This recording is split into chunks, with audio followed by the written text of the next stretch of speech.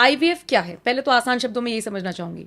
IVF is in vitro fertilisation. In vitro मतलब कि जो हम चीज़ बाहर कर रहे हैं, जो इनसाइड होती है उस चीज़ को हम बाहर कर रहे हैं।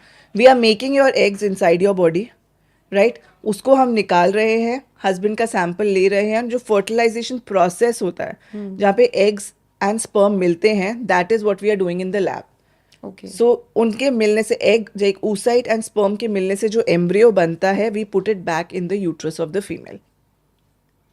दैट ओके, इज व्हाट तो ये IVF कितना इज। लंबा प्रोसेस होता है? रफली इट विल टेक, अगर आप सिर्फ ये बात करो कि इंजेक्शंस जो होते हैं 10 to 12 days के लगते हैं।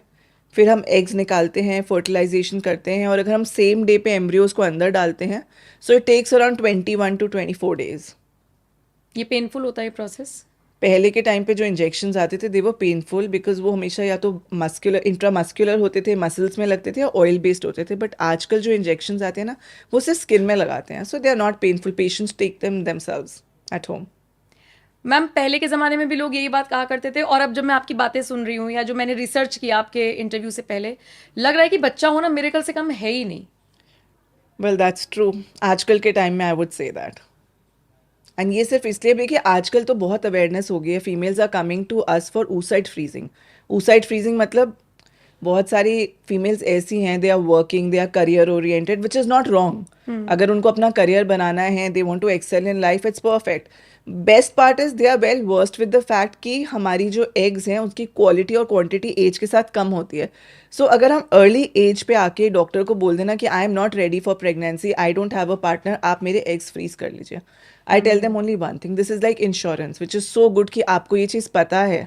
आप अपने एग्स को, you are just keeping it in the bank as an, like insurance है कि मेरे एग्स पड़े हैं, and now I am relaxed. तो मतलब ये जो भी चीज़ आई है, एग्स फ्रीज करने का जो प्रोसेस है, ये बेनिफिशियल है। ओ डेफिनेटली, वेरी बेनिफिशियल। मतलब एक पर्टिकुलर एज के बाद एटलीस्ट अब यू आपको डोंट हैव डरने दैट, की जरूरत नहीं। You don't have that stress ना कि मेरे पास पार्टनर नहीं है, मुझे फटाफट पार्टनर ढूंढना है क्योंकि मेरे को प्रेग्नेंट होना है। It's not there. It's not easy to find partners these days. Right. Ma'am जैसे हम जगह जगह पर बोर्ड देखते हैं, निसंतान दंपतियां संपर्क करें 100%, ये वो, क्या आईवीएफ में 100% है? नहीं। It's all advertisement. 100% रिजल्ट कभी भी नहीं है IVF में, ना था ना है। 100% तो नेचुरल प्रेगनेंसी में भी नहीं है। Everything is okay, there is only 15% chance कि आप एक साइकिल में नेचुरली कंसीव कर सकते हैं। सो हाउ कैन वी से 100% विद IVF जब हमें पता है कि प्रॉब्लम है? So it all depends on what is the cause of IVF, मतलब what is the cause we are doing IVF for. और आईवीएफ के कितने अटेम्प्ट्स कोई भी कर सकता है? मतलब जरूरी है कि आईवीएफ एक बार में ही सक्सेस हो जाए? Not at all. नहीं। हर चीज़ डिपेंड करती है कि what is the cause of infertility. तो डिपेंड करेगा कितने अटेम्प्ट्स कर सकते हैं, मैक्सिमम अटेम्प्ट्स कितने हो सकते हैं? मैक्सिमम की कोई लिमिट नहीं है ऐसी, बट ऑब्वियसली 6 साइकिल्स के बाद पेशेंट्स भी थक जाते हैं। There very few people who would go for 6 cycles also. Right. So then we have to look for other causes कि और क्यों ये नहीं हो रहा है, व्हाट इज द आईवीएफ का रीजन। प्रोसेस मैंने कहीं पर सुना कि 10-10 11-11 लाख तक पहुंच जाता है, क्या ये बात सच है? पर साइकिल? अब मुझे ये तो नहीं बताया गया पर नहीं, साइकिल, पर पर साइकिल ऐसे इतना, हम लोग जैसे बात कर रहे थे। देखिए पर साइकिल इतना नहीं पहुंचता है, बट IVF के जो इंजेक्शन हैं दे आर एक्सपेंसिव। ये मेरा सवाल इसलिए भी था क्योंकि उन्हीं बोर्ड के नीचे मैंने कहीं पे लिखा हुआ देखा 90,000 में आई है, 1 लाख के अंदर। ये सब एडवर्टीजमेंट है, सच में ऐसा नहीं है। तो मैम कपल्स को फिर क्या करना चाहिए? कि अब जैसे मेरा एक सवाल ये है कि बहुत सारे ऐसे वीडियो सोशल मीडिया पर वायरल होते हैं जो भ्रमित करते हैं, कुछ उनमें से सच भी होते हैं। कैसे पता चलेगा कपल्स को? जैसे मैं एक वीडियो देख रही थी जिसमें था कि जब आप इंटरकोर्स करते हैं उसके बाद आप लाई डाउन करिए कम से कम आधे घंटे के लिए। तो मुझे वो बड़ा अजीब सा लगा कि अब आधे घंटे, वो तो डेड इन्हीं स्पर्म्स हैं। इन्हीं को ठीक करने के लिए we have started making reels. Okay. So these are all myths.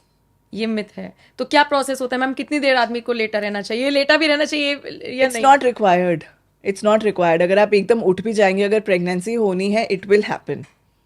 If the sperm is healthy, that sperm will make its way to the oocyte, वो चला जाएगा। फिर जब चाहे आप हाइजीन के पर्पज से उसको वॉश कर लो, चाहे कुछ भी कर लो, कोई इशू नहीं है। देखिए हाइजीन के पर्पज से वॉश तो करना चाहिए, but that will not effect the rate of pregnancy. ऐसा नहीं है कि अगर आप वॉश नहीं करेंगे तो प्रेग्नेंट हो जाएंगे और वॉश करेंगे तो प्रेग्नेंट नहीं होंगे। That is a myth. तो वो सारे डेड स्पर्म्स होते हैं जो बाहर आ जाते हैं? नॉट रियली डेड स्पर्म्स नहीं होते हैं, but it's just the fluid in which the sperms are. So it's just the fluid which is coming out, जिसके अंदर स्पर्म्स तैर रहे होते हैं। They are swimming in that fluid. Ma'am लेकिन अभी हम एज की बात कर रहे हैं कि भाई 30 से पहले कर लेना चाहिए, या फिर जैसे जैसे आपकी एज बढ़ेगी एग्स और सीमन, ये इनका जो काउंट होता है कम हो Sperm, जाता है। yeah. लेकिन मैम जो मैंने देखा बहुत सारे केसेस में लोग 40-40 साल की एज में भी बच्चे कर लेते हैं। So that is it. मतलब इसमें देखो कोई गारंटी तो हम भी नहीं ले सकते ना कि किस पेशेंट का बेबी होगा और किसका नहीं होगा। अच्छा, ये उनके एग्स और सीमन या sperms पे डिपेंड कईयों करेगा। के एग्स होते हैं 40 तक होते हैं, 45 तक होते हैं। I had a patient yesterday, she conceived at 43, natural conception. जिसको नहीं चाहिए वो 43 पे भी कंसीव कर रहा है, जिसको चाहिए वो 26 पे भी नहीं कर रहा। सो it all depends on various factors. Ma'am IVF को लेकर ही और थोड़ा सा बात करना चाहूंगी कि आईवीएफ किस तरीके से काम करता है। मतलब ये आपने कहा 100% तो गारंटी नहीं है, लेकिन जो पेरेंट्स चाहते हैं, मतलब जो पेरेंट्स बनना चाहते हैं, जो कपल्स, उनके लिए अगर आईवीएफ भी 100% नहीं है तो उनके लिए क्या ऑप्शन है, या है ही नहीं option? See it all depends कि Case उनके अंदर आईवीएफ भी क्यों काम नहीं कर रहा। देर आर टाइम्स कि जब फीमेल्स में एग काउंट बहुत कम होता है, राइट, तो वो नहीं हो पाते प्रेग्नेंट। या मेल्स होते हैं जिनके अंदर स्पर्म्स ही नहीं होते, या फिर फीमेल का जो यूट्रस है जिसमें प्रेगनेंसी वो कैरी करती है, there is a problem with that. So we have options of donors and surrogacy. Ma'am what is surrogacy? क्योंकि लोग आईवीएफ से कनेक्ट कर देते हैं कई बार। आईवीएफ का ही आगे का प्रोसीजर है सरोगेसी, जिसके अंदर when the uterus of a female is not healthy to give them a healthy pregnancy, कि हम उसके अंदर एम्ब्रियो डाल रहे हैं बट वो इट्स लाइक नॉट इम्प्लांटिंग, चिपक नहीं रहा उसमें। क्यों? क्योंकि यूट्रस के अंदर प्रॉब्लम है। सो उन केसेस में हम उनको सरोगेसी एडवाइस करते हैं। सो सरोगेसी कि जब आपका एम्ब्रियो हम किसी और फीमेल में डाल रहे हैं, so that female will carry your pregnancy for next 9 months। Okay, किराए की कोख टाइप जो हम पिक्चरें देखते कह हैं और लिखते हैं।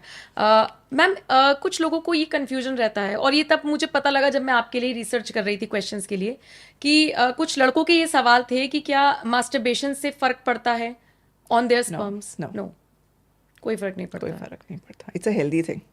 क्या? बिकॉज देर आर टाइम्स जब बहुत टाइम तक आपका सीमन अंदर रहता है, इंट्रैप्ड रहता है, सो देर आर चांसेस कि आपके काउंट्स कम हो जाएं, देर आर चांसेस कि इन्फेक्शन हो जाए। तो in fact it is good to ejaculate. Okay ma'am, alcohol और सिगरेट ये जो लोग पीते हैं, इससे कोई फर्क पड़ता है अगर प्रेगनेंसी कंसीव करने के डेफिनेटली लोग? अल्कोहल एंड सिगरेट का बहुत इफेक्ट है स्पर्म काउंट में। वो उसकी मोटिलिटी कम करता है। मोटिलिटी मतलब स्पर्म्स की स्पीड से भागते हैं, Okay. एंड उनका काउंट कम करते हैं। और लेडीज में भी सेम? एक काउंट, oocyte काउंट को डिक्रीज करता है। सो बेसिकली आपकी ओवरी और टेस्टिस को ना बहुत स्ट्रेस में डालता है alcohol and smoking, which is not good for that. Ma'am IVF से ट्विंस होने का क्या कॉन्सेप्ट है? ओके, सो आईवीएफ से ट्विंस का कॉन्सेप्ट ये है कि पहले के टाइम में ना we used to put 3 embryos.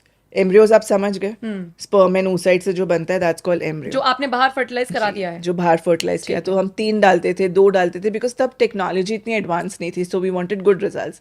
सो उस केसेस में ट्विंस ज़्यादा होते थे। But now because of the advancement and honestly speaking people don't want twins. Twin pregnancy carry करना is also not easy, so we are putting mostly 1 embryo. So जब हम एक डाल रहे हैं तो एक ही इम्प्लांट होगा, सिंगल प्रेगनेंसी होगी। आपके पास ऐसे केसेस आते हैं जो कहते हो कि हमें लड़का ही चाहिए? और ये सवाल मेरा इसलिए था क्योंकि मैं एक डॉक्टर से बात कर रही थी, उन्होंने कहा कि हमें आईवीएफ करते वक्त पता चल जाता है कि या एक प्रोसेस, पता नहीं वो किस पॉइंट पर आकर कह रही थी कि हमें पता चल जाता सो है। There is a genetic test जिससे पता चल जाता है कौन से एम्ब्रियो मेल है, कौन सा female, but we do not do it here.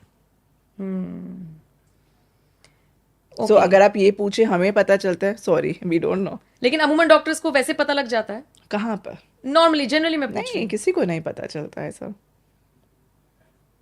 Ma'am जो आईवीएफ से बच्चे होते हैं उनमें और जो नॉर्मल डिलीवरी से बच्चे होते हैं उनमें कुछ डिफरेंस होता है? तो ये सारे मिथ्स हैं, They are misconception all myths. Definitely they are all myths. क्योंकि मुझे तो लगता है पुराने मेरे सारे सवाल मिसकंसेप्शंस ही हैं। that is what we are here to